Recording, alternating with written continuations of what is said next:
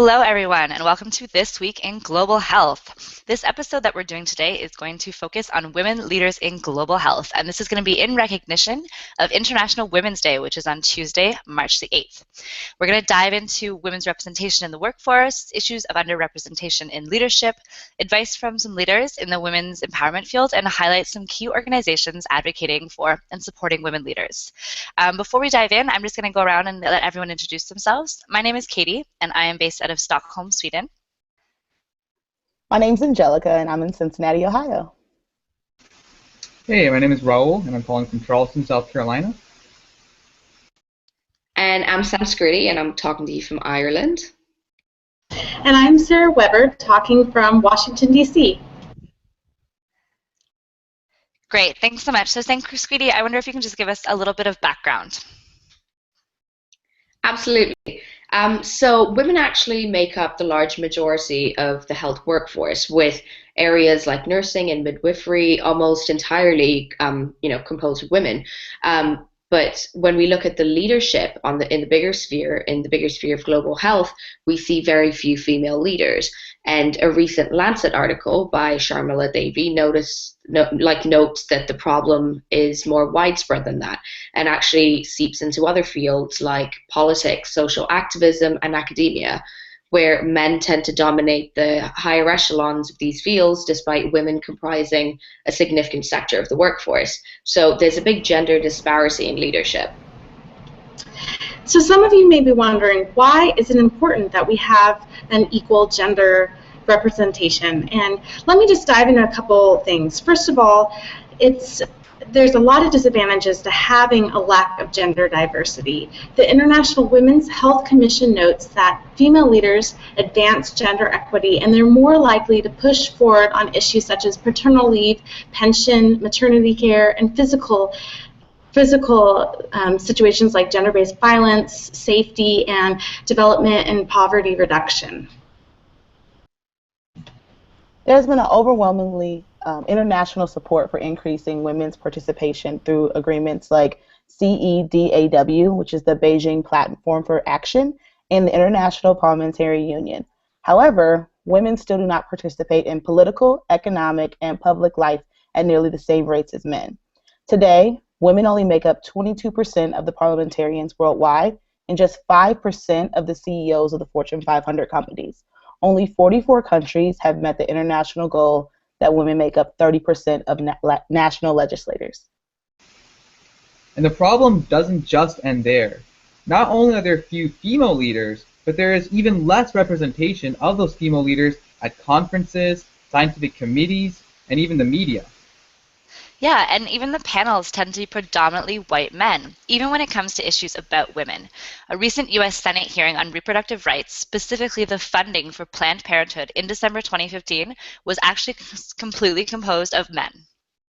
Wow, that really shows how deep the issue is. It really does. But this isn't a situation that is uncommon. There has been an effort to highlight this using social media. Ilona Kickbush, who brought light to this in her 2013 and 2014 Twitter campaign asking for nominees of the top women leaders in global health. Also, Dr. Sahar Samara, a researcher in the international relations of University of Tampere in Finland, created a Tumblr page called All White Panels, which features and brings attention to how commonplace all white panels are. And there's been some recent push to highlight this issue of lack of representation on panels and presentations and other things. There's a group called Gender Avengers, and they actually have an app that allows people to report if there's a panel that only has men on it. And it's really highlight the issue on social media, Twitter, Facebook, and so that's some progress. Definitely, and there's even an initiative that has been launched called the Women Leaders in Global Health Initiative. Now, this is an initiative that's between two organizations, the Global Health Council and the Women in Global Health movement. And this is a question, or it was launched in response to a question in the spring 2015 that said, why aren't there more women represented in the highest levels of global health, and what can we do about it? With the aspiration to recognize and develop female leaders in global health through a gender equity lens. The WLGHI focuses on the strategic priorities of advocacy, networking, mentorship, and capacity building to affect social change. They work with partners at all levels to achieve greater gender equality in health leadership and ensure the visibility of and meaningful presence of women in global health decision-making and thought leadership. The goals of this initiative are to increase access to leadership positions for all women, as well as the visibility and recognition of women leaders in global health through advocacy. And visibility is really important.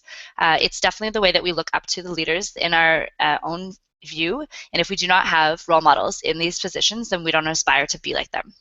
Another goal is to increase networking and mentorship opportunities for women, and a third is to optimize opportunities for capacity building and skill development. Actually, on March 8th, there is going to be a campaign launched by the Women in Global Health movement, and it's going to be called the iLeadGH campaign, or hashtag iLeadGH. And this is going to showcase the diversity in global health. This social media-based campaign, which is going to be mostly through Twitter, will collect photos and taglines from individuals around the globe who self-identify as a leader in global health. And they're going to use this hashtag iLeadGH. It's going to go on for about a year, and if you are interested in joining the campaign, please tweet a photo of yourself with a tagline about why you think you are a leader in global health. Use the hashtag iLeadGH, and you can also submit nominations, a name or photo, and any less than 120 character message using this hashtag as well to Women in Global Health. We'll put the link and the email in at the bottom of our video as well. The aim of this campaign is to increase the visibility of all genders, generations, global regions, and ethnicities in our field and transform the face of global health. This campaign is brought to you by the Women Leaders in Global Health Initiative, which is a joint collaboration between Women in Global Health and the Global Health Council. So another organization that's leading change is called Foreign Policy Interrupted, and the issue that they deal with is that there are very few female foreign policy experts that are allowed the opportunity to comment on foreign policy issues, which is quite unfortunate. In fact, a report by Women's Media Center found that on the front page of the New York Times, men were quoted 3 times more often than women, and a study by the Washington Post recently compiled data from events hosted by 6 leading think tanks in Washington, D.C., and they found that not a single woman spoke at the 150 events that were on the Middle East, which is really, really sad. And FPI actually attributes this to 2 issues. One being that that sometimes women tend to hesitate to put themselves forward and volunteer for situations like this, and the other issue is that bookers, editors, and producers have to keep up with the ever-changing news cycle, so they tend to contact the people that they already know, and as the New York Times puts it, this usually tends to be a long list of white men. And Foreign Policy Interrupted is actually tackling this situation by finding solutions from the ground up. And it does so by something called a cohesive fellowship program, whereby they empower women to put themselves forward and connect them with resources that will allow their work to be better seen. And their aim is to increase the ethnic, racial, and geographic representation of foreign policy experts, which totally makes sense because we're becoming an increasingly diverse world. Great points. And another key area here is changing the gender dynamics in politics. The Canadian and Rwandan governments have actually done a great job in this area. They've been pioneering some great work in creating a new generation of female leaders. For instance, Justin Trudeau, the newly elected Prime Minister of Canada, was speaking at the World Economic Forum in Davos, and he stated that we need to embrace feminism in order to improve decision-making in politics and business. And it's actually really interesting. So he appointed a gender-balanced cabinet of 15 women and 15 men upon being elected. And when he was asked why, he simply responded, because it's 2015. That's a great point. So when it comes to women's political participation, Rwanda is the world's leader. It has 64%, which is the highest percentage of women parliamentarians in any country. It's reached these levels in 2013, far surpassing 30% quota established in 2003, showing that once women have the opportunity to lead, they meet and exceed expectations and are able to compete with and win general elections. The increase in women in parliament in Rwanda has resulted in the passage of a landmark legislation ending gender violence, discrimination, and investments in health. including significant investments in women and adolescents' sexual and reproductive health. The country has made concerted efforts to expand opportunities for women at all levels, and these investments include granting property rights for women, facilitating the entry into the workforce, and contributing to some of the highest rates of economic growth in Africa.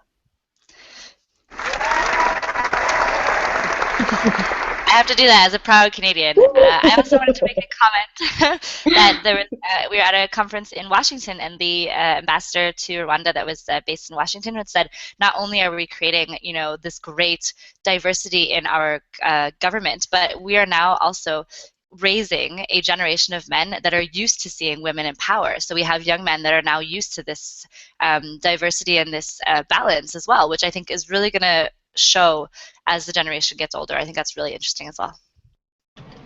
Katie, that's a great point. Thanks for highlighting that, and that's good to hear. I just wanted to dive in a little bit with what can women do that want to become leaders in global health or just in any sector. And Sheryl Sandberg, who's an advocate, has spoke about this, and she is the author of Lean In, which has become a really famous book. But anyway, she provides 3 key advice to women. She says, sit at the table. So both physically and figuratively, really be at the table.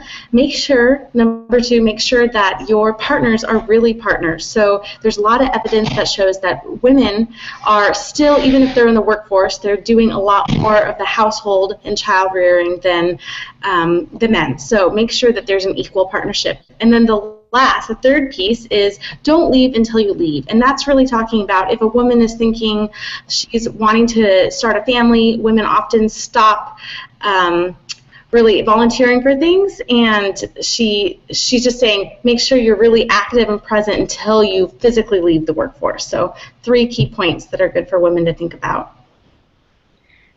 That's a really great point, Sarah, because in order to have a sustainable equality for gender representation in leadership, we need to actually empower women. And another organization that does this is called He for She, which advocates for gender equality. Now, this movement was created by the UN in order to change the conversation about gender equality to not only being a woman's issue, but being a human rights issue. And this campaign addresses problems that range from education to identity to work and to politics. And since its launch in September of 2014, several heads of state, CEOs, and representatives from all walks of life have committed to gender equality, which is a really great sign because it's also garnered a lot of popularity on social media from all over the world. So it's really getting the conversation going and starting to create change that's instilled within societal values. Yeah, great points. And it's really nice to hear that there are all these initiatives that are going on. So even though we see that there's a problem, there is a lot of work being done in this field. And so hopefully that means that the conversations going forward, we have generally a more gender equal leadership level within global health. And I think that's really important because I find global health is the unifying field where we bring all the other sectors together. So just to conclude, women are absent from positions of leadership despite being a significant part of the workforce. The health workforce is actually one of the most dichotomous sectors when you look at the workforce, which is predominantly female, and the leadership level, which is predominantly male. Other sectors see a lack of women across the board, but health has a specific dichotomy that is really noticeable. And what's worse is that even fewer women are represented as leaders, as panelists in conferences, as expert opinionists, and these are all dominated by men. The good news, though, is obviously that we've highlighted a bunch of organizations and people that are working towards making this a different scenario. Some of the ways that they're doing this is by calling out all male or male-dominated panels, by researching and capacity building and doing advocacy. So, for example, there's not a lot of research being done in female leadership in global health, and so how can we address the problem if we have no background research on it? Also, changing the gender dynamics of the political sphere and empowering women. So, International Women's Day, which is going to be on Tuesday, March 8th, marks a great day on which to identify the gender disparities that continue to face women and celebrate those who advocate for its improvement. For more information about any of the people or the organizations that we mentioned in this show, they're going to be in the description below. And I hope that this International Women's Day, you take advantage of exploring these organizations and putting your voice to a cause. We hope you enjoyed this episode as much as we did, and we'll speak to you later. Bye. Bye.